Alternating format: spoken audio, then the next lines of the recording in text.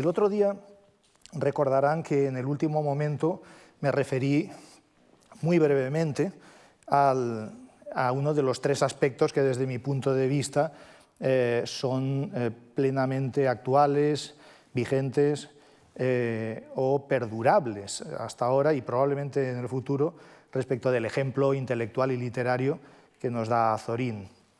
Yo me refería a aquella especie de ética del idioma, a la construcción de un estilo que esencialmente consistió en la depuración del castellano que procedía de los usos más o menos oratorios y ampulosos del siglo XIX, lo sometió a un tratamiento, yo diría casi astringente, de adelgazamiento, y construyó Azorín un estilo, diría fibroso, ceñido, un estilo que fracturó la sintaxis heredada del siglo XIX, a veces de una manera extraordinaria, hasta lograr frases muy escuetas, frases que se coordinaban unas con otras y en ocasiones incluso frases puramente nominales, sin verbo. El estilo que fue definiendo Azorín en los primeros años del siglo XX, sobre todo, en el momento en que él tiene una voluntad de construcción de una imagen pública, es un estilo absolutamente reconocible. Incluso alguien ha dicho que hay una literatura en español, ya no solo española, antes de Azorín y después de Azorín. Yo creo que es quizás un poco exagerado, pero es significativo que se vea así. Incluso hoy recordaba, cuando trataba de comprimir la información que el otro día quería comentar y que se quedó en el tintero junto con la que hoy quería abordar a propósito de su obra puramente novelística, recordaba que cuando Jorge Luis Borges conoció a Adolfo Bioy Casares, en torno al año 30-31 en Buenos Aires, y le preguntó cuáles eran los autores al joven Bioy que le gustaban, la respuesta de Bioy Casares fue, puede parecernos sorprendente. Quizás no le sorprendió tanto a Borges, que en muchos aspectos está bastante próximo al mundo de estímulos literarios e intelectuales de Azorín. Lo que le dijo Bioy Casares es, pues a mí me gusta mucho Azorín, me gusta mucho Gabriel Miró, me gusta mucho James Joyce, una tríada curiosa, cuando menos, pero cuyo común denominador precisamente es una ética del idioma, es decir, una actitud de plena conciencia ante una herramienta de uso, el lenguaje común, el que todos utilizamos, que debe embridarse, que debe domesticarse contra su tendencia, como decía yo el otro día, a hacerse perezoso en sus estructuras y en su vocabulario, ¿no? Me refería yo a eso y leí una declaración, para terminar, de Azorín, en la que él se refería a los potentados del castellano, con una expresión que a mí no me acaba de gustar mucho, lo del potentado, pero decía probablemente pensando en sí mismo. Y la quiero recordar porque él insistía en que un potentado del idioma o del castellano no era aquel que posee una enorme riqueza léxica, sino aquel que ha sido capaz de configurar una prosa, una expresión en prosa, con el mayor número de sensaciones y con las más intensas, ¿no? De modo que su concepción del estilista o del potentado del idioma se desplaza de la construcción misma a los efectos que produce el uso del idioma.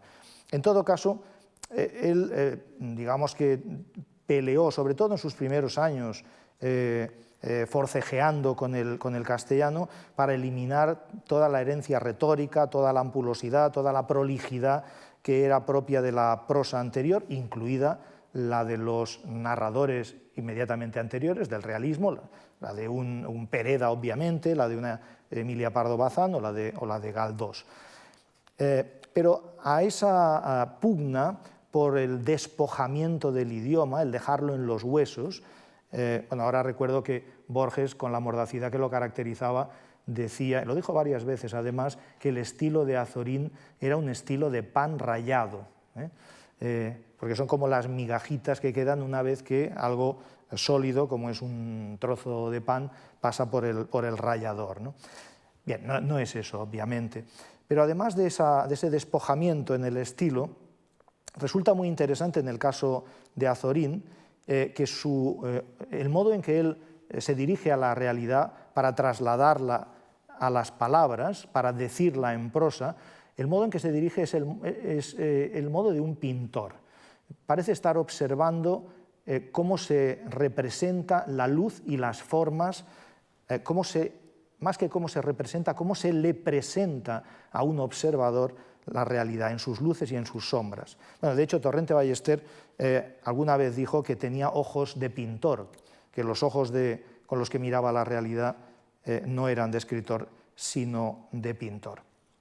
En todo caso, en Azorín hay una pasión, yo diría, denotativa, por llamar a las cosas de manera inequívoca, con el término preciso, pero como en tantas cosas en Azorín hay elementos paradójicos, esa pasión denotativa por etiquetar el mundo de los objetos con etiquetas precisas, insustituibles, es un efecto semántico curioso, esa denotación produce un conjunto de efectos de sugestión o de connotaciones en la sucesión de las formulaciones sintácticas que encontramos, es decir, en el fluir de su prosa. Hay un constante flujo de suscitaciones connotativas, de emociones, de imágenes que se desprenden de esa denotación obsesiva. Bien, este estilo, en el que no me quiero entretener más, lo encontramos prácticamente en toda su obra, desde 1900-1901. En la obra narrativa, obviamente, luego hablo de ella, en la obra periodística, quizás no hice el otro día hincapié de manera justa, en que Azorín, ante todo, para los lectores de 1900-1905, era un periodista. Azorín era un periodista, no era un dramaturgo, había escrito algo de teatro ya por entonces, o un novelista, sino un periodista. Lo fue toda su vida. El otro día yo mencionaba el último libro de Azorín de 1960, pero Azorín siguió escribiendo artículos para la prensa a sus 90 años, a sus 90 y algún años. Su último artículo creo que es del 65, y él había nacido, como les dije, en el 73. Azorín fue un periodista que dejó en su bagaje de producción miles de artículos de periódico, muchos de los cuales acabaron siendo reunidos en haces o gavillas, digamos, coherentes en libros como Los pueblos, que mencionábamos el otro día, y tantos otros. Pero muchos de esos artículos, que luego se han ido recogiendo después de la muerte de Azorín en el 67, muchos siguen todavía en las hemerotecas. La obra de Azorín no está, si queremos entender por obra todo cuanto salió de su cabeza y de su pluma, no está recogida. Pues bien, este estilo tan deliberadamente definido por Azorín lo encontramos obviamente también, no solo en la obra narrativa y periodística, sino también en la obra más estrictamente ensayística. Y a esta no me puedo referir por extenso, el otro día yo mencioné Los pueblos y también Castilla como dos de las piezas clave en su producción, pero quiero recordar hoy un librito que es una pequeña joya. Casi siempre se ha recordado como tal, pero yo no estoy seguro de que sea un librito de los todavía leídos de él. Es un libro muy breve de 1916, posterior, por lo tanto, a la tetralogía en la que él revisa los valores literarios de la tradición española. Se tituló Un pueblecito, Riofrío de Ávila. En realidad fueron unos artículos de periódico publicados primero en La Vanguardia de Barcelona, pero con el propósito, escritos con el propósito de poderlos reunir posteriormente en un volumen. En realidad lo digo mal, es decir, él escribe el libro y rentabiliza doblemente, esto era muy habitual entonces y todavía lo sigue siendo en cierta medida, y rentabiliza doblemente la publicación. Primero, de manera fragmentada en el periódico, cobra esos artículos y posteriormente, en el año 16, publica el libro. Este librito, que pasa por ser un ensayo casi de estética, en realidad está revestido de imaginación o de ficción. Se nos presenta en él un Y lo menciono precisamente porque contiene, justifico ya de entrada, contiene un capítulo titulado Teoría del estilo, donde condensa algunas de las ideas que tiene sobre las pautas o marcas que tienen que orientar el estilo plausible o el estilo adecuado. Digo que hay un revestimiento de carácter ficticio y de carácter autobiográfico. Azorín nos cuenta que en la Feria del Libro de Otoño de Madrid se ha ido paseando por los puestos de venta, se ha detenido, ha curioseado y de pronto ha encontrado allí un par de volúmenes de un libro de 1791, de título muy dieciochesco, no les voy a leer entero, pero empieza el título Sentimientos patrióticos o conversaciones cristianas que un cura de aldea, verdadero amigo del país, inspira a sus feligreses, etcétera, etcétera, ¿no? El autor del tal libro es un párroco que se llama Jacinto Bejarano, dice él, Galavis, y que es una invención pura de Azorín. En realidad, Azorín enseguida lo llama Pequeño Montaigne de Riofrío de Ávila, porque lo que quiere Azorín a través de este personaje, de Jacinto Bejarano, es, de un lado, trazar la imagen del hombre equilibrado, cuerdo, sensato, ligeramente escéptico ante los extremos de la vida, ponderado, etcétera, etcétera, es decir, la imagen que es la suya. Es decir, traza un autorretrato levemente idealizado y desplazado en el tiempo al siglo XVIII. Esta estratagema, la de hablar de sí mismo, de manera recurrente y hasta cierto punto, yo diría que obsesiva, pero enmascarando el hecho de que el objeto de representación es él mismo, enmascarando el carácter autobiográfico, esta estratagema la venía practicando Azorín desde el comienzo de su obra. Había utilizado, antes de adoptar en 1904, lo comentaba el otro día, el apellido de su personaje, de Antonio Azorín, como seudónimo y ya como nombre, digamos, profesional. Había utilizado otros seudónimos para encubrirse, pero lo siguió haciendo a lo largo de toda su vida. Cuando en 1946, por ejemplo, que su figura está prácticamente amortizada para la historia de la literatura, publica un libro de memorias, un libro precioso y muy recomendable, Memorias inmemoriales. En lugar de adoptar la primera persona, no digo valiente, la primera persona desinhibida y la primera persona que congruentemente remite a su experiencia, yo estuve en Valencia, yo estuve en Madrid, yo estuve en París durante la guerra, luego regresé. En lugar de hacer eso y en lugar de reflexionar en torno a lo que para él supone la lectura, los libros, la escritura, etc., se inventa un personaje también, un personaje tan transparente como que lo llama X, simplemente. Se desdobla y en esa escisión Azorín habla de X en tercera persona, que es un modo, ya digo, yo creo que poco sofisticado, muy transparente, de hablar de sí mismo. En todo caso, quería señalar que este ejercicio del desdoblamiento, del enmascaramiento, fue habitual en Azorín a lo largo de toda su obra y en las novelas es constante. Enseguida me refiero a algunas de ellas.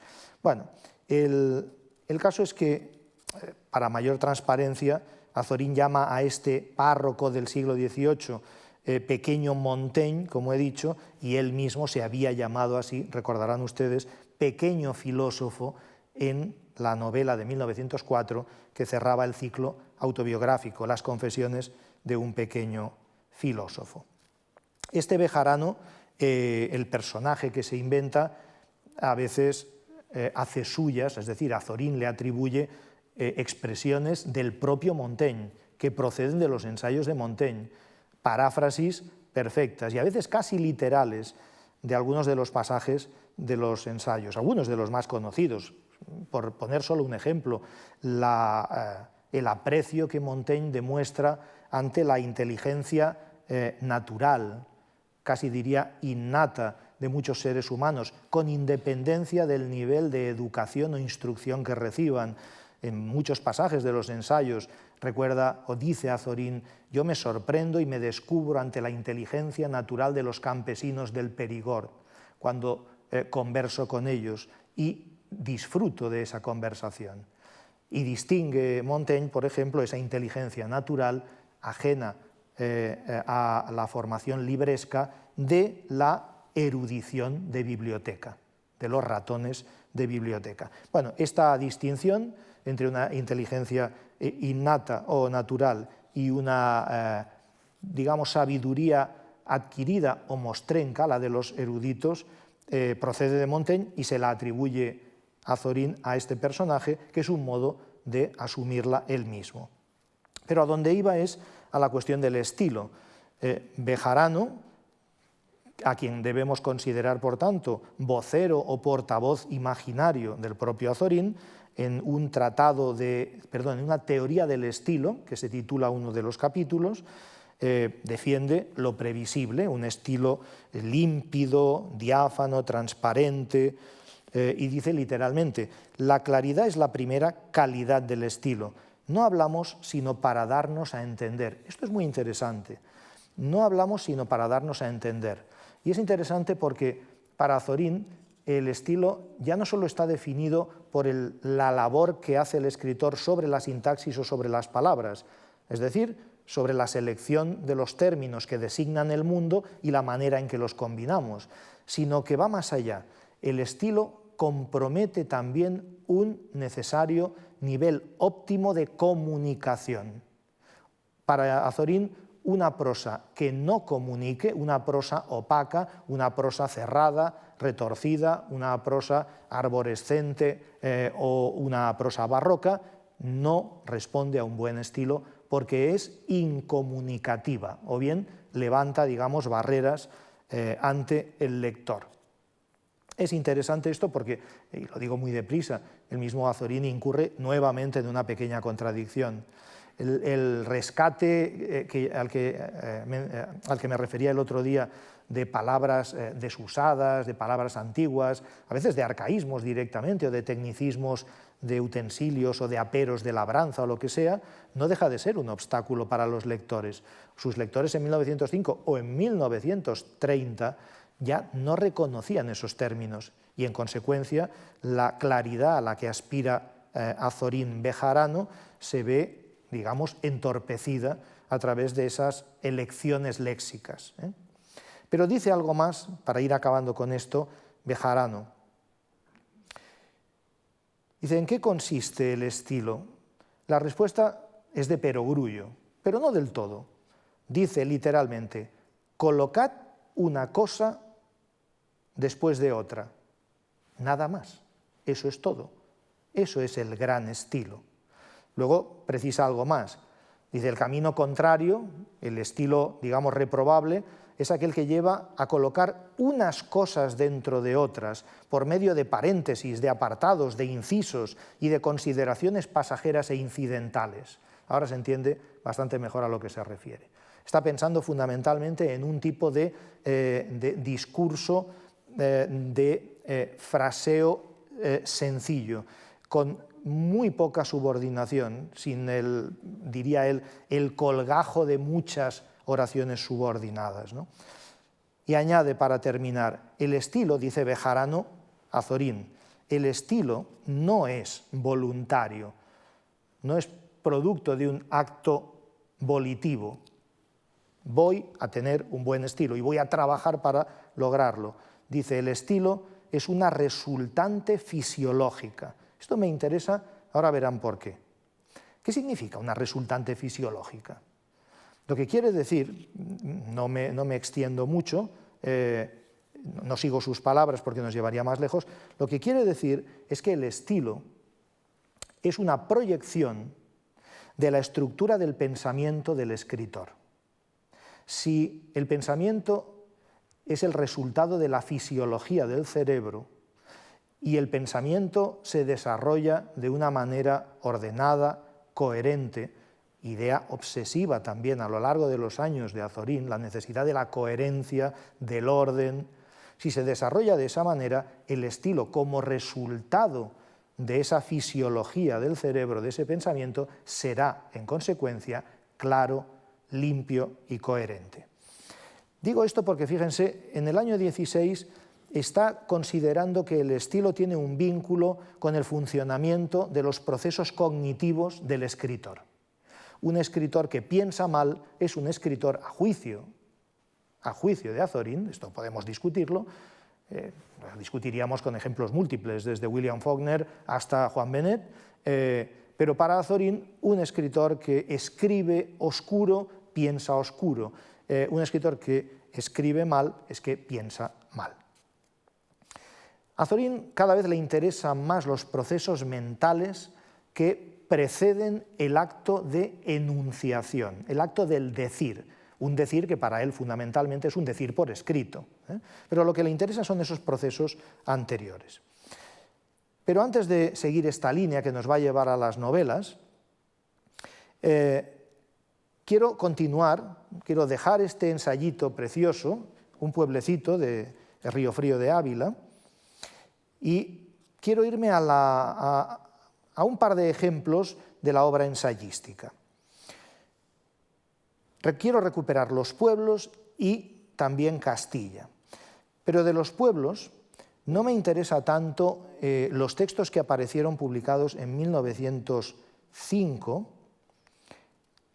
donde podemos ver un método de acceso a la realidad externa y de conversión de la realidad externa en texto, y ese método implica una manera nueva de mirar el mundo, una manera nueva de observar las cosas, casi diría una manera que trata de penetrar metafísicamente en los objetos a través de su fisicidad. Las descripciones de Azorín son descripciones muy materiales, pero siempre se desprende de ellas, y a eso me refería yo antes cuando hablaba del halo de connotaciones, siempre se desprende una especie de estilete que atraviesa el objeto y parece aspirar a ir más allá de la mera, digamos, presencia objetual de la cosa. Ese modo nuevo de mirar los objetos, digamos, humildes, el mundo en su humilde presenticidad, si se puede llamar así, de lo que se nos presenta de manera inmediata, caracteriza el modo en que va a describir y a reflexionar sobre el entorno de esos pueblos españoles Azorín en este libro y en la obra posterior. Y eso justifica, añado una cosa importante, y es que cuando Azorín se detiene en un objeto familiar, en un objeto insignificante y baladí, casi siempre, esto lo vamos a encontrar en la novela también, es una constante, casi siempre parece acercarse con la actitud suspicaz, digámoslo así, de que ese objeto en realidad está cifrado. Es una cifra que esconde algo así como un mensaje trascendente, que trasciende su materialidad. ¿Y a dónde trasciende? Podemos preguntarnos. Es decir, ¿qué me dice a mí, en fin, una aceitera, por ejemplo, o un candelabro, o una tabla lisa de pino, que aparecen constantemente en su obra, las tablas, las mesas limpias de pino sobre las que hay cuartillas y sus personajes y él mismo están escribiendo, casi siempre mirando a través de una ventana el cielo o los tejados rojizos, probablemente en su memoria de Monóvar. ¿Cuál es la trascendencia? ¿Qué es lo que aparece cifrado? Y ahí sí que lo que aparece cifrado es un convencimiento, digamos, casi iba a decir una fe de Azorín, la fe en que existe un misterio hondo, profundo, que escapa a la percepción de nuestros sentidos. Nuestros sentidos son sentidos absolutamente limitados, tan limitados que ni siquiera alcanzan la capacidad de percibir las cosas que pueden tener algunos animales, esto lo pone él por escrito, y limitados a eso somos incapaces de columbrar, de intuir, de divisar, de acercarnos a la y aquí él utiliza múltiples expresiones figuradas, el alma del universo de las cosas, el misterio de la creación o de lo existente, etcétera, etcétera. Los objetos humildes que aparecen descritos repetidamente en su obra están trabajados por su parte, y esto es de tradición simbolista. De hecho, Azorín, como todos los escritores del fin de siglo, tiene una educación estética fundamentalmente simbolista. Dentro del decadentismo europeo de finales del XIX, fundamentalmente por lo que hace a la doctrina, fundamentalmente simbolista, pues como Antonio Machado, por ejemplo.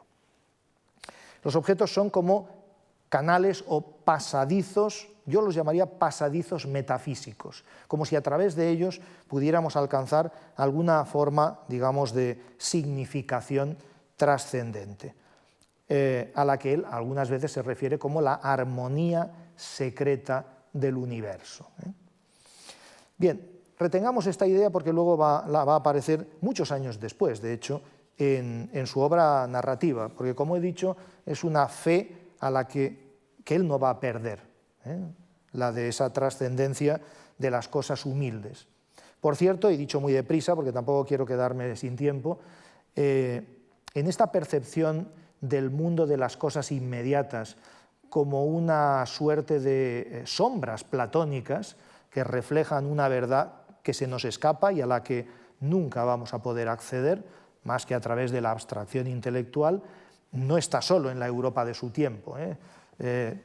Muchas veces, cuando he vuelto a este Azorín, he recordado un cuento maravilloso de Hugo von Hofmannsthal, del escritor austríaco de 1900-1901, que seguramente conocerán muchos de ustedes, que es La carta de Lord Chandos.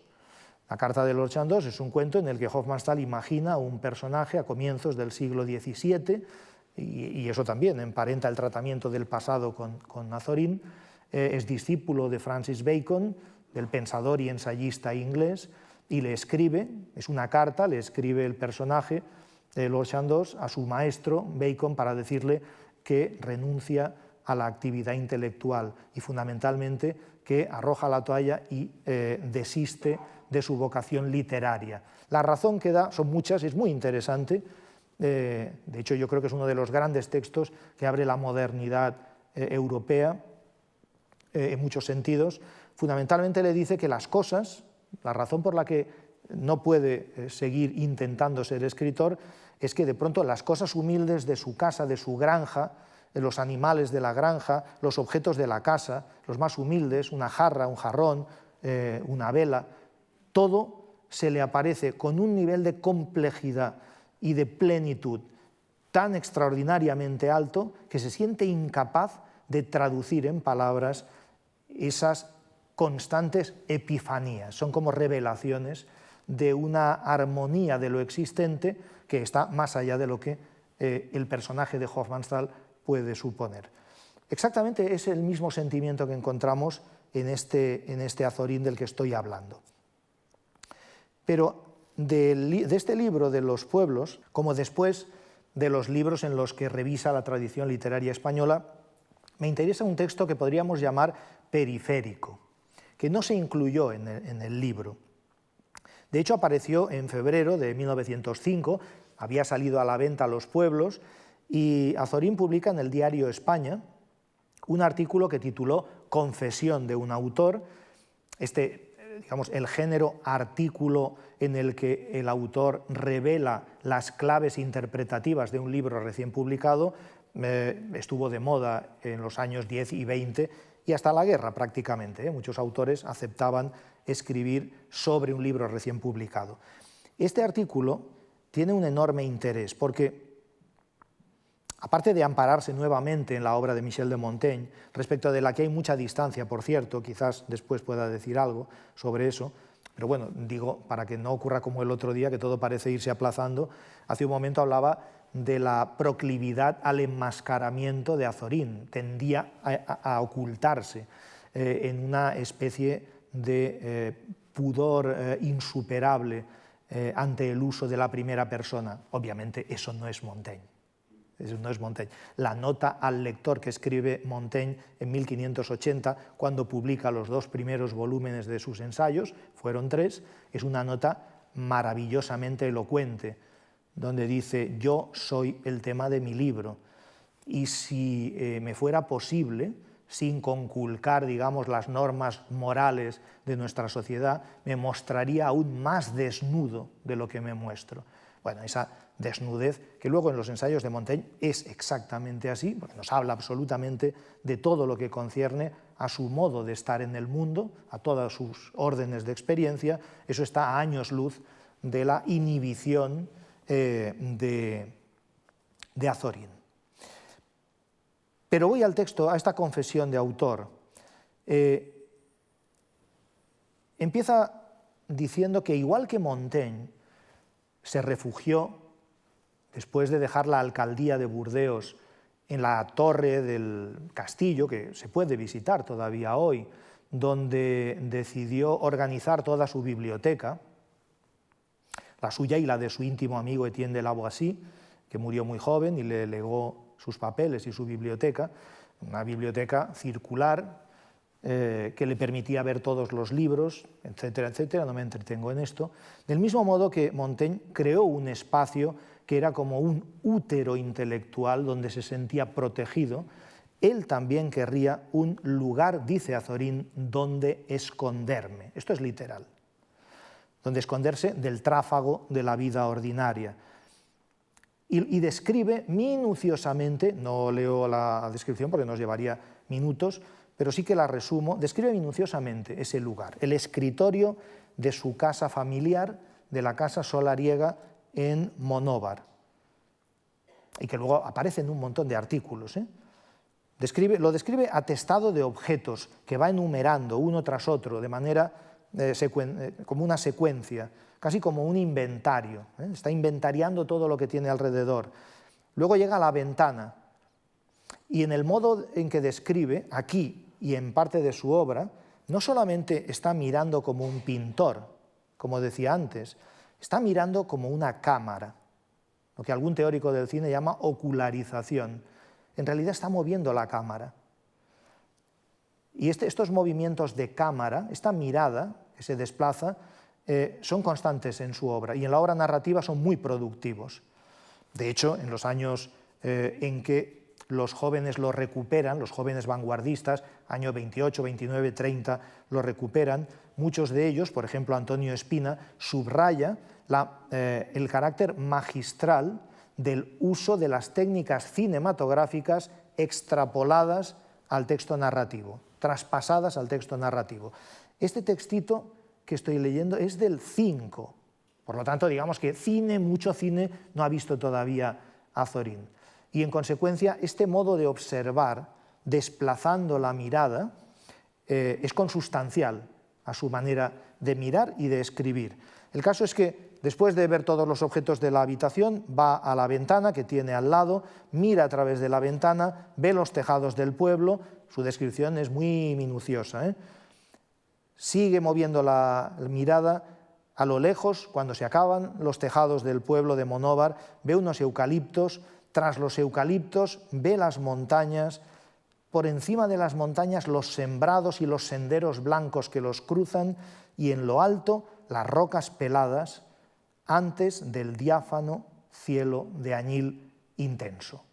Este movimiento descriptivo, que acabo yo de resumir muy torpemente, que va del interior al exterior, de lo próximo a lo lejano, de la tierra al cielo, es como un traveling simbólico, absolutamente, y digo simbólico porque obviamente es un movimiento que va de su humilde gesto de intentar escribir en las cuartillas blancas sobre el tablero de su mesa al cielo que representa la inabarcable, inconmensurable belleza de lo creado.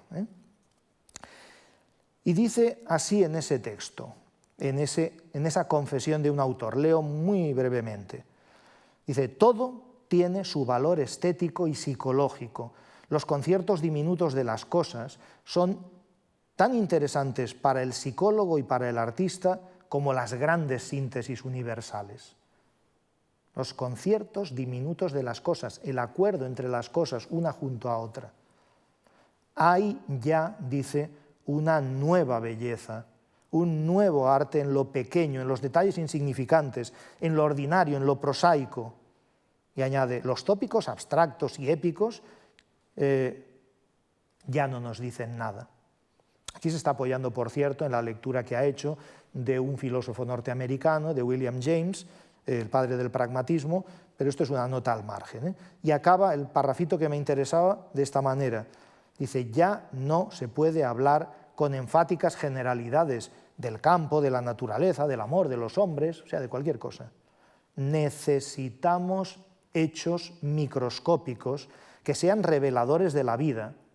Fíjense, reveladores de la vida, es exactamente lo que decía, esos pasadizos metafísicos, es decir, canales que nos revelen otras cosas, que sean reveladores de la vida y que ensamblados armónicamente, con simplicidad, con claridad, nos muestren la fuerza misteriosa del universo. Bien, el texto es un poco más largo, me detengo ahí, pero yo creo que es lo bastante declarativo, lo bastante elocuente, como para que entiendan lo que antes trataba yo de explicar. Bien, en el segundo libro al que el otro día me refería, en Castilla, hay un tema central, que es que recorre todo el libro, del año 12. Este es un libro profundamente melancólico, decía Ortega, que era un libro hermosamente triste, y es que realmente es un libro empañado de tristeza. Puede parecer un libro montaigniano, en algún momento se ha dicho, y el propio Azorín hubiera querido que así fuera, pero de nuevo la tristeza, la profunda melancolía de Azorín, que es una melancolía que deriva de la toma de conciencia de la acción erosionadora del tiempo, de la acción disolvente del tiempo en todas las cosas humanas, en la vida humana, pero también en las acciones, en las obras, en los prestigios, en las posteridades. Es decir, la constatación de que el tiempo es una muela que se mueve lentamente, imparablemente, y todo lo va reduciendo, todo lo va triturando y lo va deshaciendo. Eso engendra en Azorín desde muy pronto un sentimiento de profunda melancolía que no está en Montaigne. Hago este subrayado porque sería muy fácil, se ha hecho muchas veces, afirmar que Azorín es el Montaigne español, que Azorín asimila, incorpora a su cosmovisión y a su escritura el espíritu y casi la letra de Montaigne. No es del todo exacto, en buena medida sí, pero Montaigne fue un hedonista. Naturalmente, Montaigne es un humanista, o si quieren un pensador, un intérprete del mundo y de la vida humana que pasa por distintos momentos, pero fundamentalmente el sustrato de Montaigne es el de un vitalista, alguien que sabe que disponiendo de unos años de vida debe exprimirlos.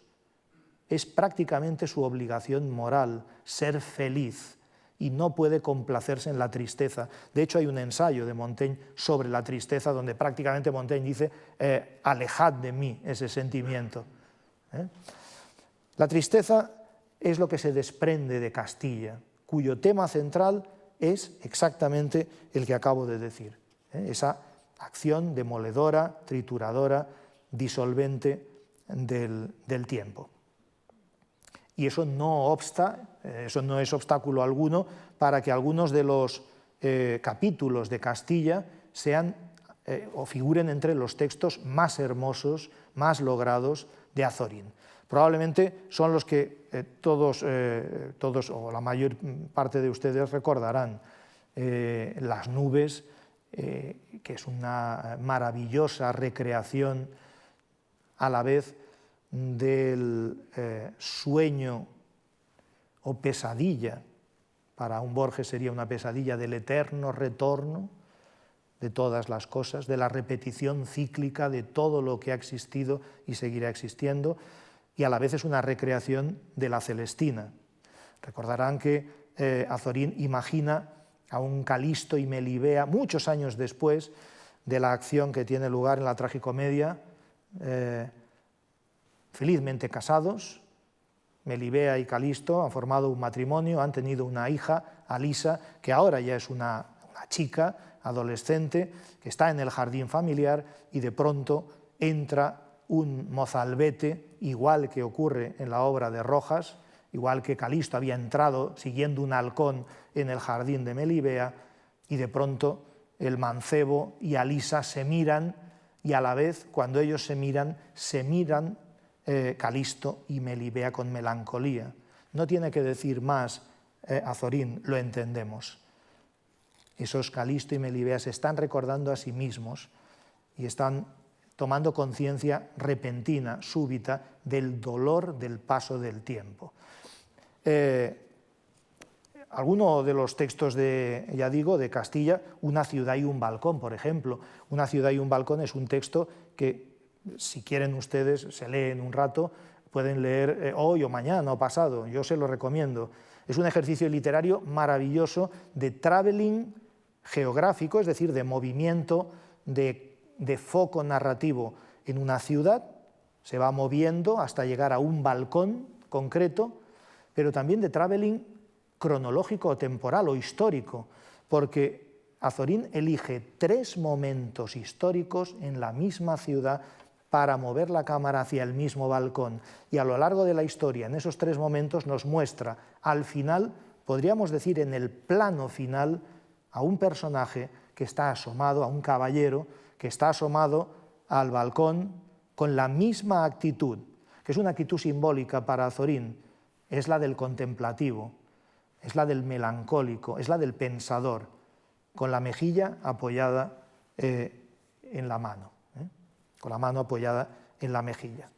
Además, esta es una actitud que se repite innumerables veces en cuentos, en novelas y en algunos ensayos de Azorín. Bien, voy muy rápido a ese texto periférico que mencionaba a propósito de los 4 libros de revisión de los valores clásicos de la literatura española. El texto, de nuevo, viene a ser algo así como una teoría o una poética de lo que Azorín entiende en 1912, 13, 14, 15, son los años que dedica a esa construcción de una especie de nuevo patrimonio, no me gusta en este caso la nueva, digamos, tradición literaria patriótica o nacional, con unos valores distintos subrayados por él, como la búsqueda del equilibrio.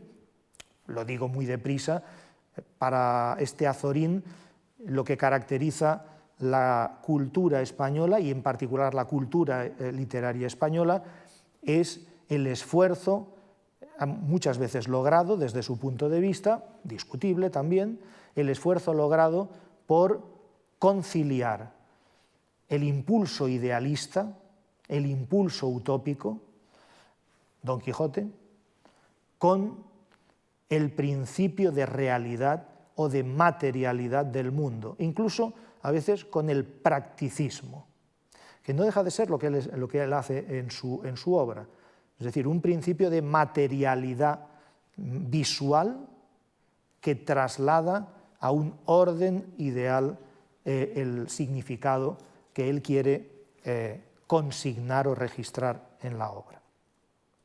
Bien, estos 4 libros se completan en 1915 y entonces el primero de ellos, Lecturas Españolas, le proponen hacer una segunda edición para que aparezca en París y se le sugiere que haga un prólogo para los lectores de esta segunda edición.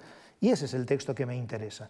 El prólogo a Lecturas Españolas, escrito para la edición parisina de 1915, que apareció en España, solo se pudo leer en 1920, cuando aquí apareció la segunda edición de Lecturas Españolas, y entonces antepuso este prólogo al que me voy a referir.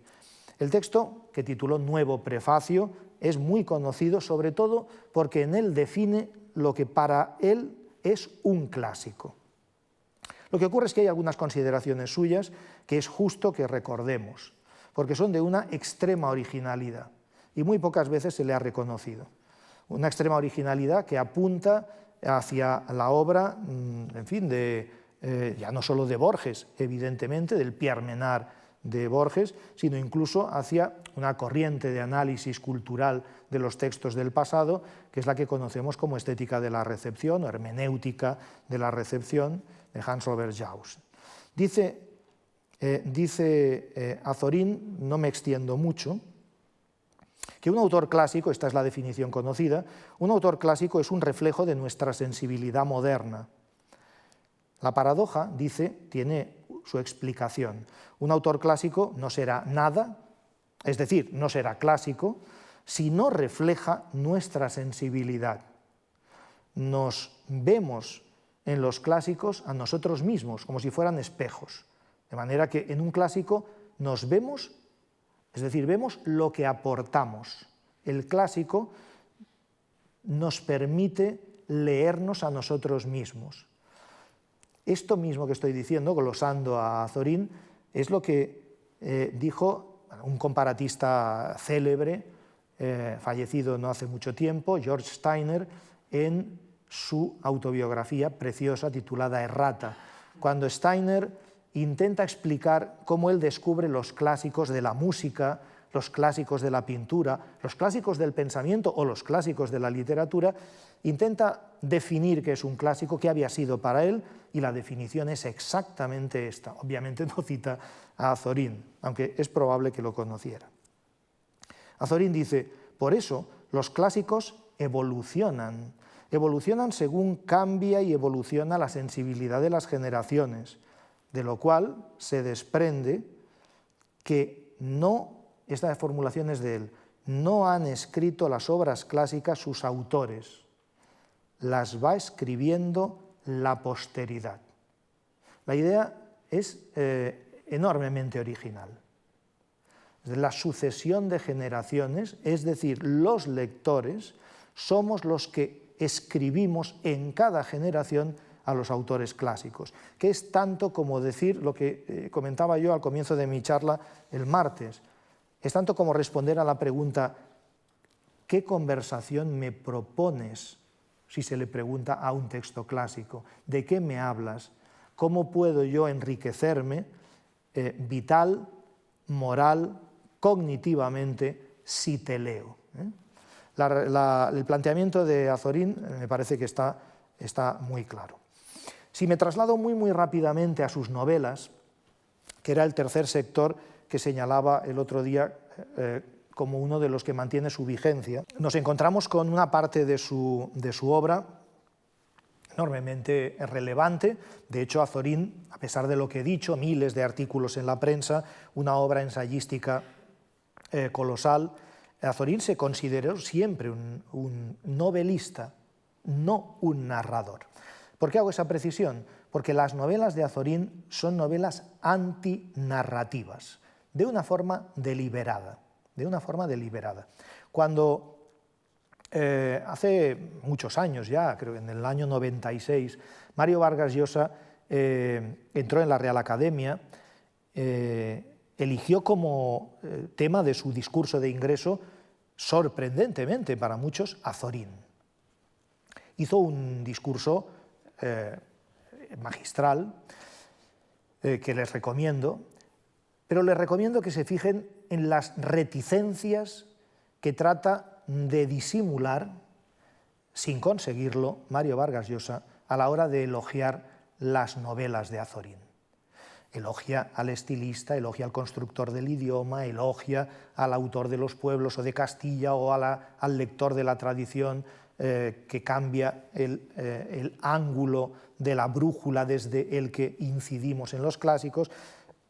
Son muchas cosas, pero Vargas Llosa no puede elogiar un tipo de novela que obviamente para él no cumple el primero de los cometidos de una novela. Y digo obviamente para él porque Vargas Llosa, saben ustedes que es probablemente el más narrativo de los escritores surgidos en los años 60 en Latinoamérica, casi diría más que el propio Gabriel García Márquez.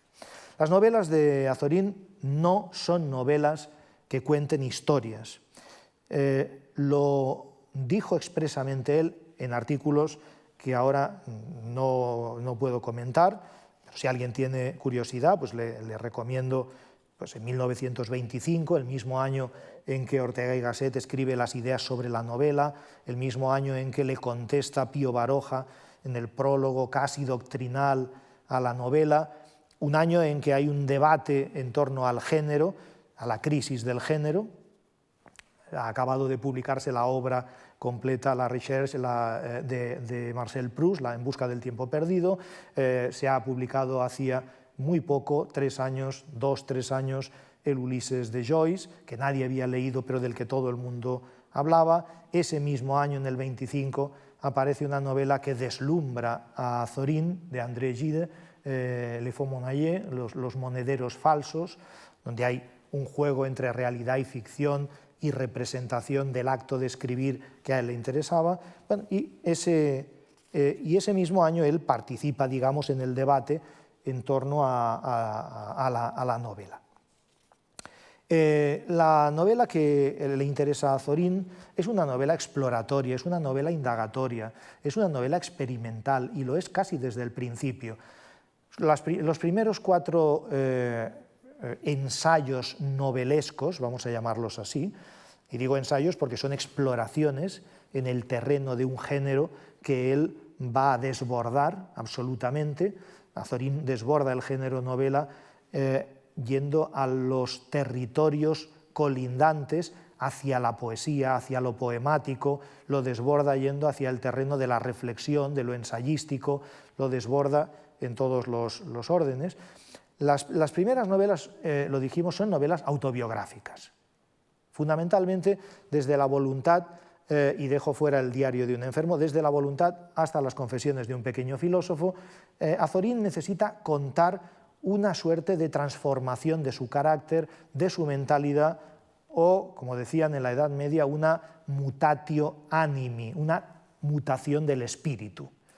Y es que aquel joven rebelde, levantisco, de profundas convicciones nihilistas y anarquistas, se ha convertido en un señor o en un joven de orden que está dispuesto a defender públicamente, como lo va a hacer durante muchos años, una posición conservadora. Un cierto, como dije el otro día, liberalismo conservador, pero conservadora en todo caso. Tiene que explicarlo. Yo siempre he visto ese proyecto autobiográfico, esas novelas, como una suerte de justificación, de narración justificativa de esa mutación de su espíritu, de ese cambio de perspectiva, de esa quizás maduración desde el punto de vista de Azorín. Pero una vez que supera esa etapa, cuando vuelve a la novela, en los años 10, y muy especialmente, es decir, hay un regreso en los años 10 que nos llevaría algún tiempo, digamos, discutir, y es un regreso a través de formas híbridas de la ficción con el ensayo. Es lo que hemos visto con Un pueblecito, Río Frío de Ávila, donde, digamos, que prevalece la parte expositiva, ensayística, pero el marco es ficcional. Y encontramos lo mismo en otro texto del año 16, que es su recreación del licenciado Vidriera de Cervantes. Él se inventa, igual que había hecho con la Celestina en Las nubes, él se inventa una continuación del licenciado Vidriera. No le sirve que sea un loco, él tiene que corregirlo.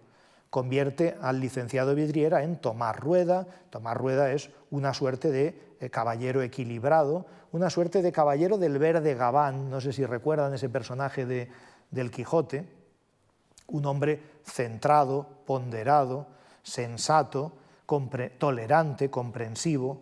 Eso es el licenciado Vidriera de Azorín. Pero cuando finalmente incurre de una manera más abierta en la novela, ya en los años 20, con Don Juan y Doña Inés, que nos encontramos de nuevo con 2 operaciones de reescritura de mitos literarios, lo que va a hacer son cosas distintas. En el caso de Don Juan, no puedo entretenerme mucho porque voy viendo la hora. En el caso de Don Juan hace una corrección, yo diría, moralizante y conservadora del mito. Se inventa un Don Juan cuyas tropelías y cuya vida, digamos, disoluta ha quedado atrás. Este don Juan ha sufrido una enfermedad muy grave, no nos cuenta tampoco cuál ha sido, no es necesario, pero actúa como causa eficiente esa enfermedad de una mutatio animi, de una transformación de don Juan. Se ha arrepentido de su vida de crápula y ahora don Juan se dedica a las obras de caridad. Esa es la relectura, digamos, permítanme llamarle conservadora del mito. Mucho más interesante resulta Doña Inés, del año 25, justo el año de la discusión en torno a la novela moderna, no solo en España, en América Latina y en el resto de Europa. Doña Inés es otra cosa. La Doña Inés de la novela es una mujer entrada en años, traslada la acción a 1840, creo recordar, es decir, los años del romanticismo en España. Es una mujer un poquito ya entrada en años, ha tenido una amplia, digamos, un amplio currículo erótico amoroso, no tiene nada que ver con aquella novicia ingenua del Tenorio de Zorrilla, y recibe una carta, es el comienzo de la novela, en la que su último amante la abandona. Es su último fracaso.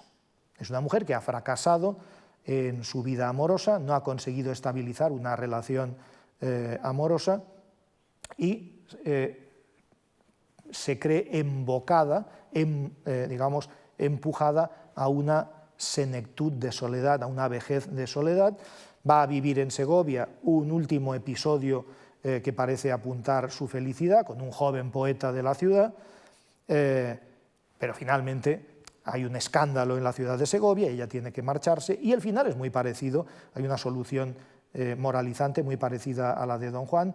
Ella se marcha a Buenos Aires y se va a dedicar también a obras de caridad. Pero en Doña Inés, y es a donde quiero llegar, hay un personaje más interesante desde mi punto de vista que Doña Inés, porque apunta, abre la vía a través de la que va a transitar Azorín a las dos novelas más audaces, más experimentales de toda su carrera, que yo mencioné el otro día, que aparecen en el año 28 y 29, con los títulos de Félix Vargas, Etopeya y Superrealismo prenovela.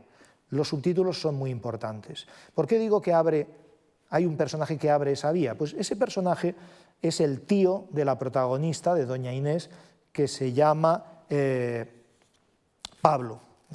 Creo no equivocarme. Efectivamente, es el tío Pablo. Don Pablo es un escritor, profesionalmente se dedica a escribir. No deja de ser otra máscara más de Azorín, que se ha metido a sí mismo en la obra y se ha convertido en tío de su personaje. Este tipo de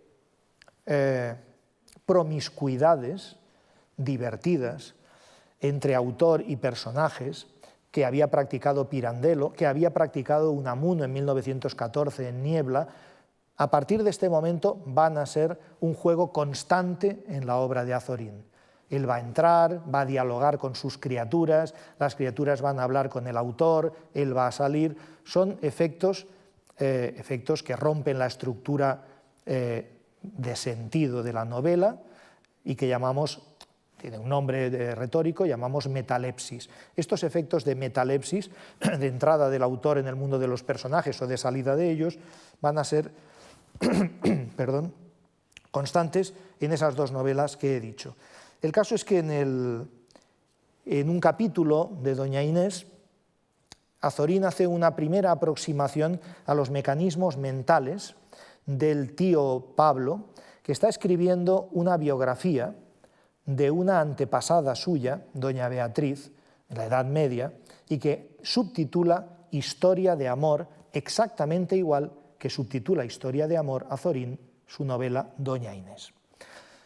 De ese modo sugiere a Azorín una especie de duplicación interior, una especie de reflejo interior que comunica o invita al lector a ver en el tío Pablo también una proyección del propio Azorín, porque el tío Pablo está escribiendo la historia cuya estructura de acciones es idéntica a la de Azorín, a la tal Beatriz le pasa exactamente lo mismo, el mismo fracaso, etcétera, que a doña Inés, y en un determinado momento el personaje encalla, tiene un bloqueo, se angustia, no sabe cómo continuar, y Azorín apunta que sería apasionante, sería fascinante poder entrar en los dispositivos cerebrales, creo que llega a decir, de don Pablo.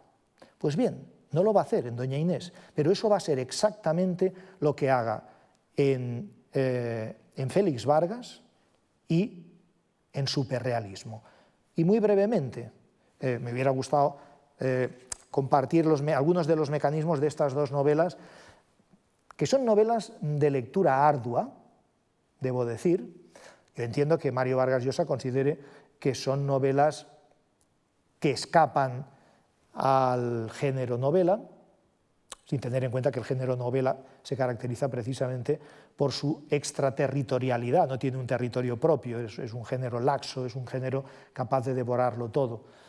Pero son novelas, a pesar de su carácter no narrativo, o no obviamente narrativo, son novelas fascinantes como exploraciones en ese territorio. Un territorio que es el de la mente del escritor, la mente del creador. En el caso de Félix Vargas, propone una exploración en la cabeza de un escritor, nueva máscara de Azorín, Félix Vargas, que está veraneando en San Sebastián, como veraneaba, bueno, veraneó 20 y tantos años allí Azorín con su mujer. Y este escritor, Félix Vargas, está componiendo una suerte de biografía colectiva de la sociedad elegante de la Francia dieciochesca, con elementos sensuales, elementos de flirteo, de erotismo, etc. Pero recibe, estando en San Sebastián, una invitación del Femina Club de Madrid, que es la imagen en la novela del Liceum Club femenino, obviamente, recibe una invitación para que imparta en septiembre unas conferencias sobre Santa Teresa. Entre la corte de damas que ocupan el proyecto de Félix Vargas y la imagen de Santa Teresa se produce una colisión. Son incompatibles y tiene que elegir cuál de los dos proyectos va a aceptar. Pues bien, vamos a seguir, digamos, esa duda o esa fluctuación a través de la cabeza, del interior del cerebro de ese personaje. Y lo hace Azorín con la suficiente destreza, entiendo yo, como para que sea fascinante hasta el final. En Superrealismo, sin embargo, la cabeza dentro de la que inyecta o introduce una especie de sonda que capta el fluir del pensamiento es la suya propia. De ahí que titule el libro Prenovela. Y nos ofrece esa especie de magma en la primera mitad totalmente amorfo, que responde solo al propósito de escribir una novela sin tema, sin escenario, sin personajes, y asistimos a la lenta configuración, coagulación de todos esos elementos formantes de la estructura narrativa, hasta que finalmente, hacia la mitad de la novela, y por mecanismos que ya es muy tarde, no quiero extenderme, no podemos explicar, va adquiriendo forma, una forma que vuelve a ser, desde mi punto de vista, en la que vuelve a aflorar el Azorín quizás más conservador, más apegado a formas de tradicionalismo cultural. No tengo que decir que Félix Vargas elige abandonar a las alegres chicas de la Revolución Francesa para escribir sobre Santa Teresa. Y en el caso de esa prenovela, finalmente el novelista que es Azorín acaba eligiendo escribir sobre Monóvar, sobre los pueblos blancos y sobre una celda cenobítica, casi conventual, de paredes blancas, donde hay un tablero limpio de pino con unas cuartillas blancas y un ventanuco a través del que ve ese cielo añil al que antes se refería en la lectura que he hecho en los pueblos. Bien, no puedo extenderme más, espero que haya sido de su interés. Muchas gracias.